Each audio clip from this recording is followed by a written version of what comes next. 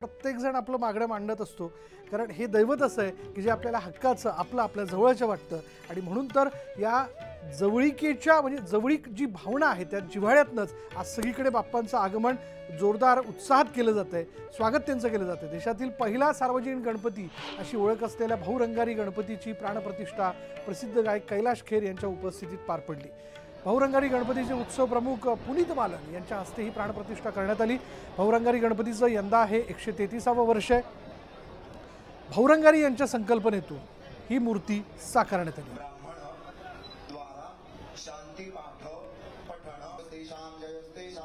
त्यामुळे पुण्यातील 5 मानाचे गणपती त्यांची प्राणप्रतिष्ठा तर झालीच, पण सगळ्यांच्या आणखीन एक चर्चेत असणारं गणपती मंडळ म्हणजे भाऊरंगारी गणपती मंडळ.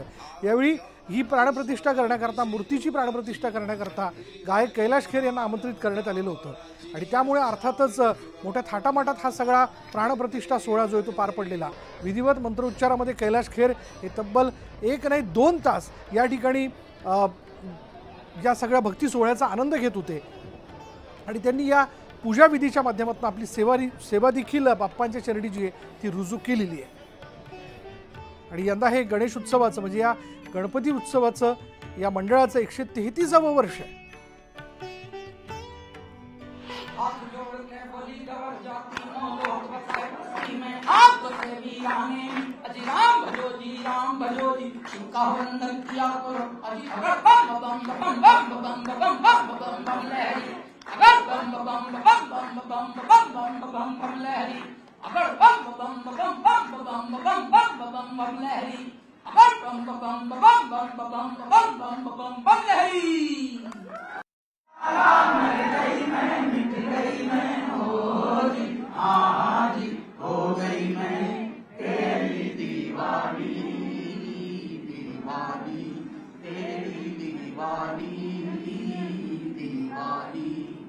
तेरे नाम से जी लूं, तेरे नाम से मर जाऊं, तेरी जान के सदके में कुछ ऐसा कर जाऊं. तूने क्या कर डाला, मर गई मैं, मिट गई मैं, हो जी हाँ जी, हो गई मैं तेरी दीवानी.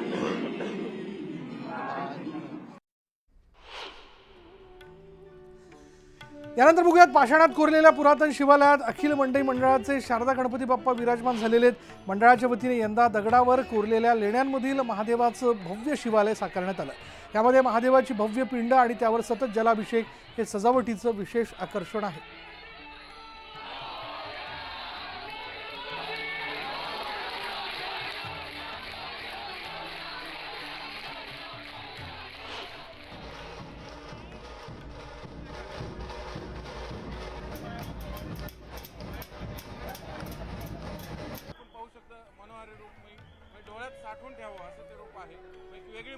तर पुण्यात मानाच्या गणपतीच्या मिरवणुकीला सुरुवात झाल्याचं आपण बघितलं होतं.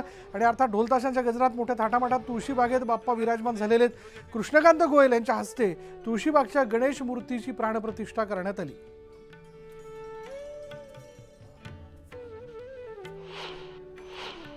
मानाचा चौथा गणपती अर्थात तुळशीबाग, ज्या तुळशीबागेत वर्ल्ड फेमस मार्केट मानलं जातं, सगळे महिला मंडळ आवर्जून खरेदी करायला येतं, त्या तुळशीबागेतला अतिविशाल महाविशाल गणपती आपण पाहू शकतो. मनोहारी रूपमयी डोळ्यात साठवून ठेवावं असं ते रूप आहे.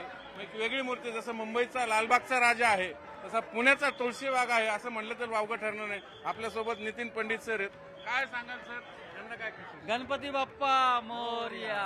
अत्यंत उत्साह आणि मंगलमय वातावरणामध्ये गणरायाचं आगमन झालेलं आहे. पेशवेकालीन श्री राम मंदिरातल्या रामाच्या पालखीतनं आपला तुळशीबाग गणरायाचं इथं आगमन झालंय. आपण बघतोय इथं ढोल ताशाच्या गजरामध्ये आगमन केलंय आणि अत्यंत उत्साह वातावरणामध्ये आजचा प्राणप्रतिष्ठा सोहळा इथे संपन्न होणार आहे. सर्व गणेश भक्तांना माझी विनंती आहे की आपण 10 दिवसामध्ये ह्या तुळशीबाग गणरायाच्या बाप्पाच्या दर्शनाला तर यायचंच आहे, परंतु आपण इथे जगन्नाथपुरीचं जे मंदिर आहे त्याची सजावट इथं आपण साकारलेली आहे. आणि खास पुरीवरून जे जगन्नाथ मंदिरामध्ये गुरुजी पौरोहित्य करतात, षोडोपचार करतात, ते धार्मिक विधी सगळे 10 दिवसामध्ये इथं होणार आहे. आणि जगन्नाथ त्या पुरीच्या मंदिराची अनुभूती लोकांना इथं येणार आहे. आपण ज्या उत्सव मंडपात आहोत, मला वाटतं ते सगळं फील जगन्नाथ मंदिराचा देखावा आहे. एक्झॅक्टली. आपण जगन्नाथ मंदिरामध्ये ज्या पद्धतीची रचना आहे तीच रचना आपण या तुळशीबाग परिसरामध्ये सजावटीच्या माध्यमातून केलेली आहे. हे वरचे झुंबर वगैरे दिसलं सेम सेम सेम आपला जो कलर पण आहे, जो मंदिराला कलर आहे, आपण बघितलं असेल प्रवेशद्वाराचं जे गेट आहे त्या गेटची सजावट असेल, इथं पॅसेजमध्ये आल्यावर उत्सव मंडळाची सजावट असेल, त्याचप्रमाणे इथं आपण आहे ना गर्भगृह केले. त्या गर्भगृहामध्ये बलभद्र, जगन्नाथ आणि सुभद्रा या देवतांची स्थापना केलेली आहे. पुढचे 10 दिवस कसं होतं? पुढचे 10 दिवस अति उत्साही असतात. आम्हाला 10 दिवस काही समजा ते कळत पण नाही. आम्ही आता कसं असतं वर्षभर या दिवसाची आम्ही वाट बघत असतो. तो दिवस आज आलेला तेव्हा आम्हाला खूप आनंद झालेला आहे. म्हणजे सगळा व्यापाऱ्यांचा गणपती असं म्हणतो आपण तुळशीबागेत. ह्याची वेगवेगळी वैशिष्ट्य आहेत. तुळशीबागेचा पहिला कलाकारांचा गणपती म्हणून ओळखला जायचा, कारण खटावकर सर 1952 सालापासून याची सजावट करायचे. अभिनव कॉलेजमधले जे फर्स्ट इयरला जे कला शिक्षण घेत होते ते सगळे विद्यार्थी इथं काम करायचे. त्याच्यामधनं भुतकर सर असतील, लाहोटी सर असतील, विजय विश्वासराव असतील, अनेक दिग्गज कलाकार ह्या व्यासपीठातनं घडले.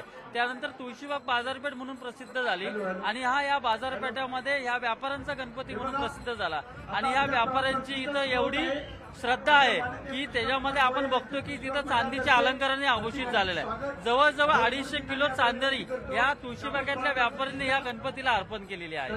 त्यामुळे तुळशीबाग गणपतीचं कलाकारांचा गणपती, व्यापाऱ्यांचा गणपती, चांदीचा गणपती अशी वेगवेगळी वैशिष्ट्य झालेली आहे. आणि आमचं एकच स्लोगन आहे, मुंबईत लालबाग तर पुण्यात तुळशीबाग. मुंबईत लालबाग तर पुण्यात तुळशीबाग आणि वरून मानाचा 4था गणपती. त्यामुळं हा तुळशीबागचा गणपती दर्शनाला तुम्ही नक्की आवर्जून या. आता विराजमान झालं तर उत्सव म्हणून तिथं देखावा या मंदिराचा छान, तुम्ही त्याचा निश्चितच आनंद घेऊ शकता. व्हिडिओ जर्नलिस्ट सचिन हंसाटेसह चंद्रकांत फुंदे, न्यूज 18 लोकमत, पुणे, तुळशीबाग. नागपूरमध्ये आज गणपती जे आहे त्याचा उत्साह एक वेगळा दिसून येतो. नितीन गडकरींच्या घरी गणपती बाप्पाचं आगमन झालंय, पण गडकरी कुटुंबामध्ये यंदा 2 बाप्पा विराजमान झालेले आहेत. घरातील मुख्य मूर्तीसोबतच गडकरींच्या नातवंडांनी देखील बाप्पा विराजमान केला. घरातील मुलांना टीम स्पिरिट काय असतं याची जाणीव करून देण्यासाठी कुटुंबानेही त्यांना साथ दिली आहे.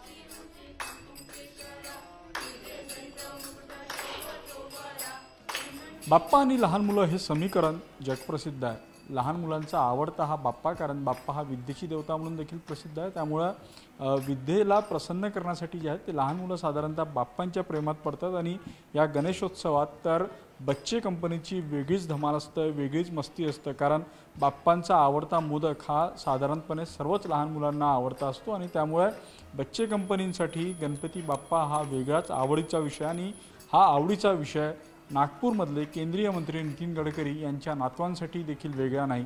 नितीन गडकरी यांच्याकडं पिढ्यानपिढ्या गणपतीची स्थापना होत्या, मात्र गडकरींचे 5 नातू यांना मिळून आपला एक वेगळा गणेशोत्सव जो आहे तो साजरा करण्याचा निर्णय घेतलेला आहे. आणि घराच्या वरच्या मजल्यावर जे आहे ते या 5ही नातवांनी मिळून आपल्या लाडक्या बाप्पांची स्थापना केलेली. आपल्यासोबत गडकरींचे नातू आहेत, त्यांची मोठी नात आहेत.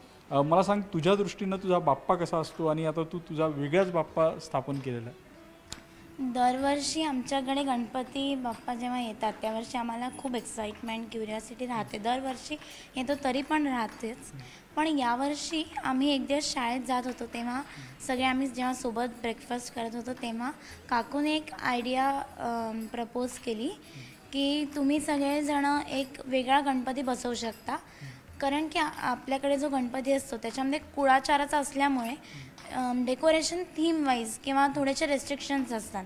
आम्ही खडे पण बाहेरून लावून नाही आणत, म्हणजे ते पण घरी लावतो. ते ठरलेले खडे आहेत ते काका लावतो दरवर्षी. तर आम्हाला असं म्हणजे म्हणजे आनंद व्हायचा, पण थोडंसं वाटायचं की आपलं नेहमीचं काय साडी टाकायची मागून समोरून वेगळं, त्यामुळे काहीतरी वेगळं. पण ते असं काही आम्हाला एक्सप्रेस नव्हतं करता येत की गणपती येतो आहे ना त्याच्यामध्ये. कारण की आमच्या फ्रेंड्सकडे कोणाकडे येतो कोणाकडे नाही, तर त्याच्यापेक्षा की आपल्या घरी येतो त्याच्यामध्ये आम्ही हॅपी होतो. पण यावर्षी काकूंनी आयडिया दिल्यामुळे आम्ही, आणि आजी बाजूलाच होती, तर आजी आबांनी नाही म्हटलं नाही. कारण की बाबा आणि नानांनी म्हणजे काका आणि बाबांनी माझ्या लहानपणी आधी 5 वर्ष गणपती मांडला आहे सेम याच्यामुळे. डेकोरेशन नाही करता येत थीम वाईज म्हणून. त्यामुळे आम्हाला फक्त आमचंच हे नव्हतं होत की जमेल का डेकोरेशन तसं पाहिजे तसं करता. चला यानंतर जाऊयात कोकणात. गणेशोत्सव हा कोकणातील सर्वात मोठा सण, कोकणातील चैतन्य सोहळाच असा म्हणावा लागेल. आणि पारंपरिक पद्धतीने साजरा होणाऱ्या कोकणातील गणेशाचा आढावा घेण्यासाठी आपल्यासोबत आहेत आमचे प्रतिनिधी विशाल रेवडेकर. विशाल, गणपती बाप्पा मोरया, काय माहोल आहे कोकणामध्ये? घरोघरी आता गणपती स्थापित झालेला आहे, चाकरमानी पोहोचलेला आहे, लगबग आता जवळजवळ आटोक्यात आली असंच म्हणावं लागेल.